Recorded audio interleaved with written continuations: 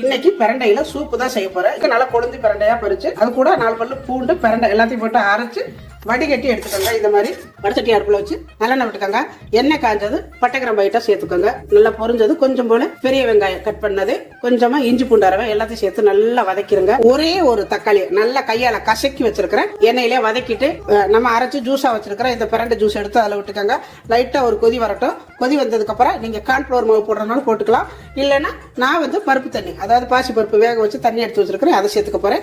பாசி பருப்பு தண்ணி சேர்த்தீங்கன்னா குழந்தைங்கள்ல இருந்து பெரியவங்கள இருந்து நல்லா சாப்பிடலாம். கசக்கம் செய்யாது, நாக்கம் அரிக்காது. லைட்டா ஒரு கொதி வர விட்டு இதுல கொஞ்சம் குருமிளகு சேர்த்துக்கோங்க. காரத்துக்கு ஒரே ஒரு லெமன் வேணும்னா விடலாம், வேண்டாட்டி விட்டுறலாம். இறக்கி ஊத்தி சாப்பிட்டீங்கன்னா அவ்வளவு நல்லா இருக்கும். சாதத்துல சாப்பிடலாம், சும்மா சாப்பிடலாம். நம்ம மூட்டு வலி, கை வலி, கால் வலி, இடுப்பு வலி, தேய்மானம் உள்ள எலும்பு எல்லாத்துக்குமே இது சரி பண்ணும். பசி எடுக்கல, செரிமானம் இல்ல, வயிறு வலிக்குது, இந்த மாதிரி இருக்கிறவங்க எல்லாம் வயிறு ஊதி போச்சு அப்படிங்கிறவங்கள இந்த மாதிரி செஞ்சு சாப்பிடுங்க. ரொம்ப நல்லது.